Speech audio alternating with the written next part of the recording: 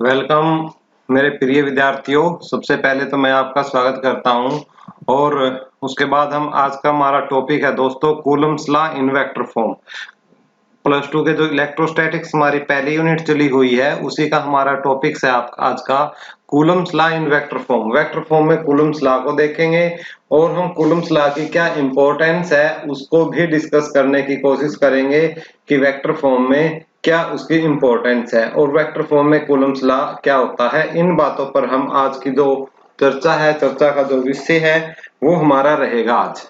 ठीक है, तो कूलम्स लॉ को हम स्टार्ट करें इससे पहले आप अपने से इस चैनल को प्लीज लाइक, पहले तो वीडियो को लाइक कर दीजिए और फिर वीडियो को लाइक शेयर जरूर करें। दोस्तों वीडियो अच्छी लगे तो शेयर जरूर करें अपने दोस्तों के साथ, मित्रों के साथ। ठीक है, और चैनल को सब्सक्राइब जरूर कर लें ताकि नई नई जो भी वीडियो आए, जो भी मटेरियल आए आपको मिलता रहे। तो हम स्टार्ट कर रहे हैं कूलम्स लॉ। क्योंकि आपको पता है कि जो कूलम्स लॉ है यानी दो पॉइंट चार्जेस के बीच में, जैसे एक पॉइंट चार्जेस ये है जहां पर Q1 है, एक पॉइंट चार्जेस ये है जहां पर आपका Q2 फोर्स आपका Q2 चार्ज आपका रखा हुआ है। तो इन और इनके बीच के डिस्टेंस r है। तो यदि मैं इनकी बात करता हूं इनके बीच में कि कितना इलेक्ट्रोस्टैटिक्स फोर्स होगा, तो वो होगा आपका 1/4 pi epsilon naught Q1 Q2 divided by r square. हम जो मीडियम है बीच का वो क्या मान के चल रहे हैं, एयर। बीच का मीडियम में हम क्या मान के चल रहे हैं, हम एयर मान के चल रहे हैं। तो इतना इलेक्ट्रोस्टैटिक फोर्स आपका इसके बीच में होगा। ठीक है, और यदि मैं इसी को वेक्टर फॉर्म में F को लिखने की कोशिश करूं तो वेक्टर फॉर्म में इसको हम लिख सकते हैं, क्योंकि फोर्स एक वेक्टर क्वांटिटी होती है, उसको हम लिख सकते हैं 1/4 pi epsilon naught Q1 Q2 divided by r square. और इसको हम किससे, r यूनिट वेक्टर से मल्टीप्लाई कर देंगे। किससे कर देंगे हम इसको, r यूनिट वेक्टर से। ये यूनिट वेक्टर का साइंस होता है, ये यूनिट वेक्टर से हमने क्या कर दिया, इसको मल्टीप्लाई। ठीक है, आपको पता है कि किसी को भी यदि हम यूनिट वेक्टर से मल्टीप्लाई करेंगे तो वो क्वांटिटी क्या हो जाएगी, वेक्टर क्वांटिटी में बदल जाएगी। ठीक है, और जो बात करें हम कि भाई ये यूनिट वेक्टर क्या होता है, तो यूनिट वेक्टर भी मैं थोड़ा सा आपको बता दूं कि जो यूनिट वेक्टर होता है आपका, वो होता है आपका यूनिट वेक्टर। मान लिया दो वेक्टर, एक वेक्टर है हमारा a, ठीक है, और इसका यूनिट वेक्टर क्या है, a कैप। ठीक है, और इसकी मॉडुलस हमने कितनी मान लिया, a मान लिया। तो इसको हम यदि यूनिट वेक्टर की बात करेंगे तो यूनिट वेक्टर जो होगा, आप क्लास 11th में पढ़ के आए हो, यूनिट वेक्टर होता है vector divided by modulus of vector. तो मॉडुलस को लिखने के तरीके है, ये है कि भाई जो ये आपका a, या तो a वेक्टर को क्या है आप डायरेक्टली क्या लिखें, ऐसे मॉडुलस यानी मोड लगा के सिर्फ उसकी वैल्यू। और यदि वेक्टर इसके ऊपर वेक्टर लगाओगे तो फिर कैसे लिखोगे, ऐसे। तो ऐसे मोड लगाना पड़ेगा, या तो डायरेक्ट a लिख दो। ठीक है, यदि आप इसके ऊपर वेक्टर लगा रहे हो तो मॉडुलस लिखोगे तो इसका क्या कर दोगे, ऐसे, इस प्रकार से। तो ये होता है। और इसी को कैसे लिख सकते हैं, समझ में आई होगी तो आपको कि यूनिट वेक्टर को हम लिख सकते हैं कैसे, कि a vector divided by modulus of that vector. ये आपका यूनिट वेक्टर हो जाएगा। ठीक है, बात आई समझ में, यूनिट वेक्टर क्या होता है।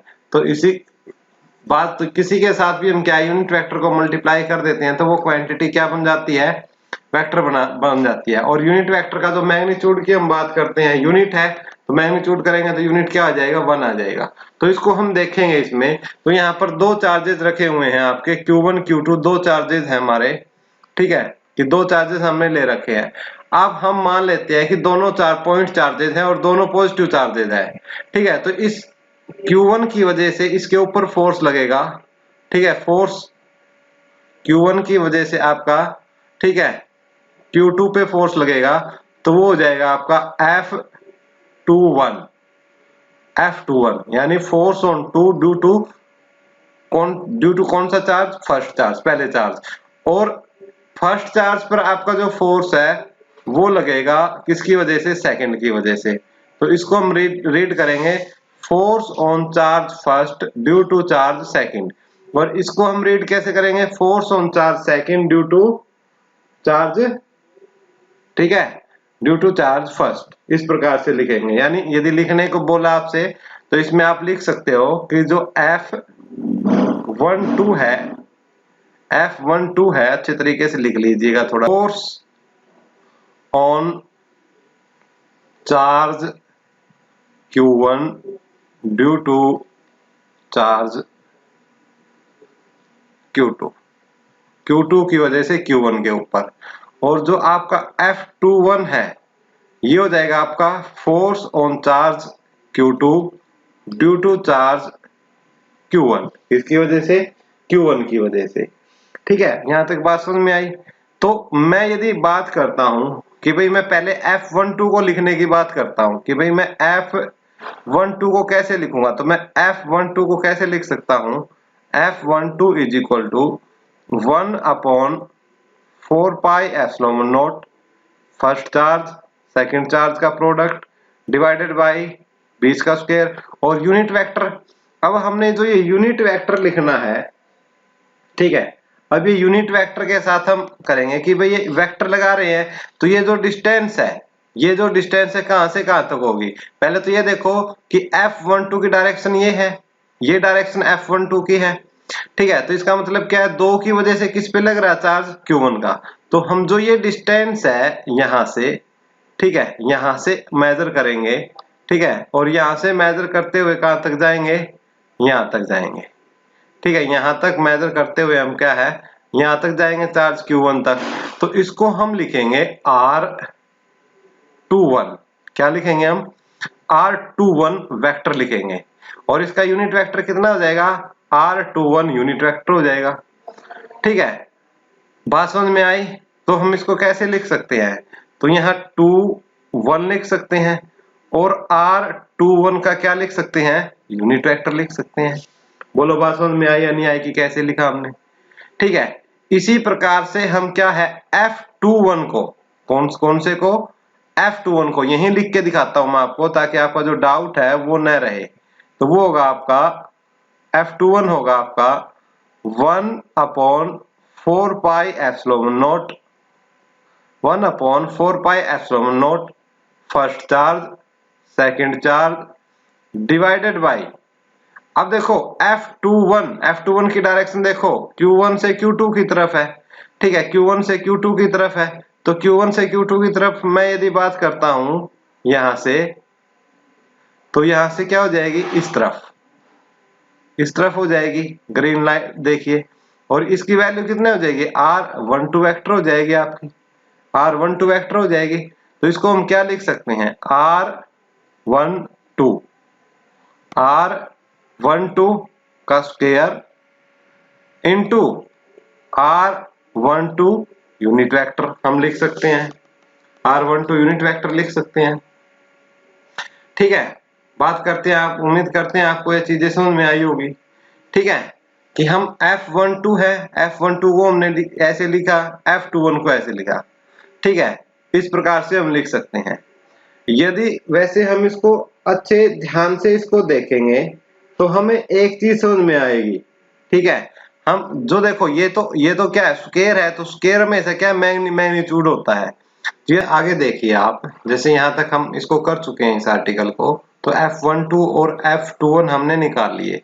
यदि मैं बात करूं, किसकी बात करता हूं? यदि मैं बात करता हूं R12 की, मैं बात करता हूं R12 वेक्टर की। ठीक है, और is equal to R21 vector की बात करते हैं, वेक्टर फॉर्म की हम बात कर रहे हैं। तो आप देखोगे कि R12 की डायरेक्शन ये है और इसके अपोजिट डायरेक्शन है, तो हम ये भी बोल सकते हैं कि ये माइनस का लगेगा इनके सामने। ठीक है, और यदि मैं इनके मैग्नीट्यूड की बात करूं, R12 वेक्टर के मैग्नीट्यूड की, ठीक है, तो यदि हम मैग्नीट्यूड की बात करेंगे तो दोनों का जो मैग्नीट्यूड है वो क्या होगा? सेम होगा। और वो किसके बराबर होगा? मैग्नीट्यूड आपके R के बराबर होगा। ठीक है, अब इसी कंडीशन से हम एक बात और बोल सकते हैं कि जो R12 यूनिट वेक्टर होगा वो आपका नेगेटिव होगा R21 यूनिट वेक्टर के, ये भी हम बोल सकते हैं। तो जो ये इक्वेशन आई है हमारी, मान लिया हमारी इक्वेशन नंबर 1 है, ये हमारी इक्वेशन नंबर 2 है। तो हम F1 को कैसे लिख सकते हैं? F1 को हम लिख सकते हैं कि 1/4 pi epsilon naught Q1 Q2 divided by R square, into r unit vector 21 लिख सकते हैं हम इसको ऐसे, ठीक है, r21, ठीक है। और क्यों ले लिया हमने r, क्योंकि ये मैग्नीट्यूड है, क्योंकि स्क्वायर जो होता है ना, किसी भी वेक्टर का जब स्क्वायर करते हो तो उसकी मैग्नीट्यूड वैल्यू हो जाती है। तो मैग्नीट्यूड वैल्यू r12 की और r21 की बराबर है, यानी q1 4 से q2 जो डिस्टेंस रहेगी वो तो सेम रहेगी, लेकिन सिर्फ डिस्प्लेसमेंट में तो हम डायरेक्शन देखते हैं, तो डिस्टेंस तो उस केस में सेम रहेगी।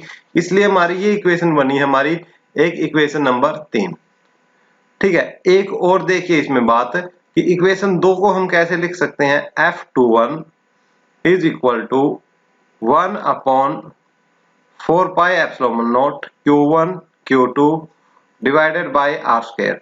देखो अब यहाँ पे R12 है, तो R12 की जगह हम क्या लगा सकते हैं, माइनस, माइनस लगाएंगे तो ये माइनस आगे आ जाएगी और R21 वेक्टर लिख सकते हैं। ये इक्वेशन नंबर हमारी 4 आ गई, ठीक है। अब लेकिन आप क्या देखो, इतनी क्वांटिटी को देखोगे, कितनी, ये क्वांटिटी, ठीक है, ये क्वांटिटी देखो, और फिर क्या है, ये माइनस को छोड़कर बाकी ये क्वांटिटी देखो, तो आप क्या पाओगे, आप पाओगे कि जो F21 है वो आपका किसके बराबर है, माइनस F12 के बराबर है। वेक्टर फॉर्म की हम बात कर रहे हैं, तो ये हमारा रिजल्ट आएगा, ठीक है। तो हम बोल सकते हैं ये हमारा क्या होगा, इस प्रकार से वेक्टर फॉर्म में कंडीशन होगी। बात समझे या नहीं समझे? तो ये आपका वेक्टर फॉर्म है किसके, कूलम्स लॉ की, ठीक है। इसी को हम in term of position vector भी देख सकते हैं, तो उसको भी हम देख लेंगे, ठीक है। आप क्लास पढ़ के आए हो 11th में, ट्रायंगल लॉ पढ़ के आए हो, ठीक है। ट्रायंगल लॉ में किस प्रकार से एक r1 वेक्टर होता था, एक r2 वेक्टर होता था, तो उसमें हम डायरेक्शन देखते थे, ठीक है। जो आपकी r12 है उसको r2 माइनस r1 लिखते थे वेक्टर की फॉर्म में ट्रायंगल्स लॉ में।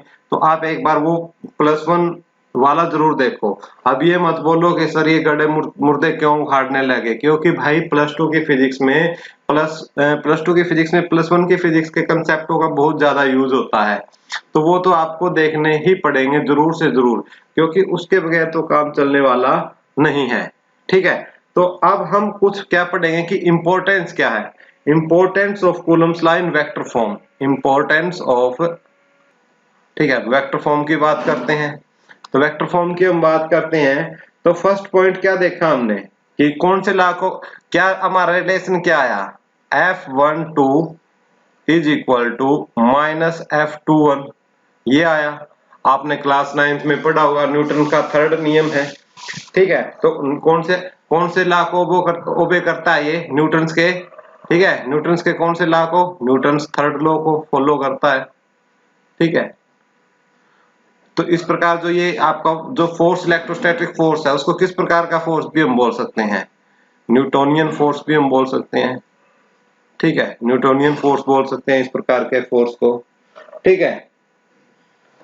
और उसके बाद कि हमने देखा कि दो प्रकार के जो चार्जेस होते हैं, ठीक है, जो इलेक्ट्रोस्टैटिक फोर्स होते हैं वो आपके किस प्रकार के होते हैं। यदि इलेक्ट्रोस्टैटिक फोर्स की हम बात करें, इलेक्ट्रोस्टैटिक फोर्स की बात करें, तो ये आपके किस प्रकार के होते हैं, सेंट्रल फोर्सेस होते हैं, ठीक है। ये एक पॉइंट आपने याद रखना है, ठीक है, क्योंकि दो पॉइंट चार्जेस के लाइन ज्वाइनिंग के ऊपर हम इसको लेके चलते हैं, ठीक है। तो ये कुछ इंपॉर्टेंस है, आपको याद रखना है। और ये आपका कूलम्स लॉ है किसमें, वेक्टर फॉर्म में है, ठीक है। और उसके बाद एक हमने चार्ज के बारे में किया था, तो हम 1 कूलम को डिफाइन करना शायद उस दिन भूल गए तो अब इसी में एक हेडिंग लिखिए, इसी में हेडिंग लिखिए, definitions of 1 coulomb, definition of 1 coulomb, 1 coulomb को डिफाइन करेंगे हम, ठीक है। ऐसा ही सिस्टम में तो हमें पता है, यदि हम वैक्यूम की बात करें तो वैक्यूम में जो फोर्स होता है आपका, वो होता है आपका 1/4 pi epsilon naught Q1 Q2 और जो ये पॉइंट चार्जेस है इनके बीच का डिस्टेंस, ठीक है। हम इनके बीच का जो है वो डिस्टेंस लेते हैं, और इसको हम ऐसे भी लिख सकते हैं, आपको पता है कि 1/4 पाई एप्सिलॉन नॉट की वैल्यू कितनी होती है, 9 × 10⁹ न्यूटन मीटर स्क्वायर पर कूलम स्क्वायर, ठीक है, into Q1 Q2 divided by R square. इसको हम क्या है इस प्रकार से लिख सकते हैं। तो 1 हमको डिफाइन करना है 1 कूलम, तो उसके लिए हम एक कंडीशन मान लेते हैं। हम मान लेते हैं कि यदि हमारा क्या है Q1 और Q2 दोनों क्या हो जाएं, दोनों को हमने सेम चार्जेस मान लिया, ऐसे मान लिया, हमने बोल दिया कि ऐसी कंडीशन ले ली, ठीक है। और एक कंडीशन साथ में क्या ले ली, तो इनके बीच की जो डिस्टेंस है वो क्या ले ली हमने 1 मीटर ले ली। इनके बीच की डिस्टेंस कितनी ले ली हमने 1 मीटर ले ली, ठीक है। और जो फोर्स है वैक्यूम में, जो फोर्स है, ठीक है, वैक्यूम की हम बात कर रहे हैं, तो वैक्यूम में जो फोर्स है वो हमने ले लिया कितना 9 इंटू 10⁻⁹ न्यूटन। इतना हमने फोर्स ले लिया, ये एक कंडीशन ले ली, ठीक है। 1 कूलम को डिफाइन करने के लिए हमने क्या ये कंडीशन ले ली कि हमने दो चार्जेस ले लिए Q1 और Q2, दो चार्जेस लिए हमने और दोनों को Q के बराबर माना है, और फिर उनके बीच की जो डिस्टेंस है उसको हमने 1 मीटर माना है, और जो वैक्यूम में हमने फोर्स है वो माना है 9 इंटू 10⁻⁹ न्यूटन, ठीक है। अब इसको हम बताते हैं अब आगे कैसे करना है। इसको हम कैसे करेंगे कि फोर्स की जगह हम ये वैल्यू पुट करेंगे इस फार्मूले में, तो ये हो जाएगा आपका 9 into 10⁹ is equal to 9 into 10⁹ Q1 की जगह हम Q पुट करेंगे, Q2 की जगह, और डिवाइडेड बाय R की जगह 1। तो हम देखेंगे कि इस पूरी क्वांटिटी से ये पूरी क्वांटिटी क्या है कैंसिल आउट हो जाएगी। तो इससे हम क्या पाते हैं कि हम देखते हैं कि Q स्क्वायर है आपका वो किसके बराबर है, आपका 1 के इक्वल है, ठीक है। तो इसी प्रकार इससे हम पता चलता है कि Q की जो वैल्यू है वो किसके बराबर है, प्लस माइनस 1 कूलम के बराबर है। ये बात है आपके 1 कूलम की, ठीक है। तो हम क्या बोल सकते हैं, हेंस 1 कूलम, तो हम कैसे लिखेंगे कि hence 1 coulomb, hence 1 coulomb may be defined as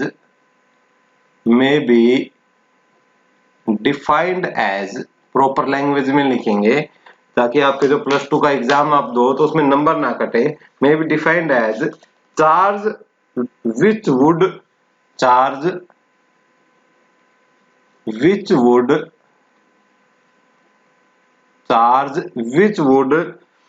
repel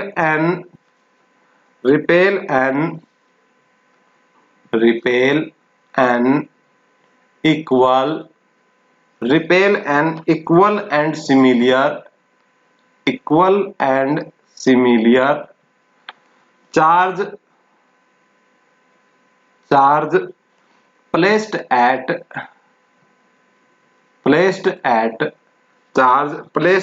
a distance of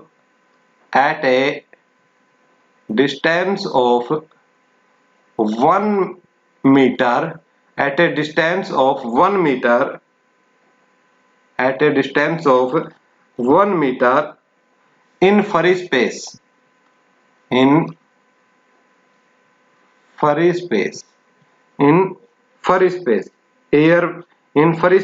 with a charge of with a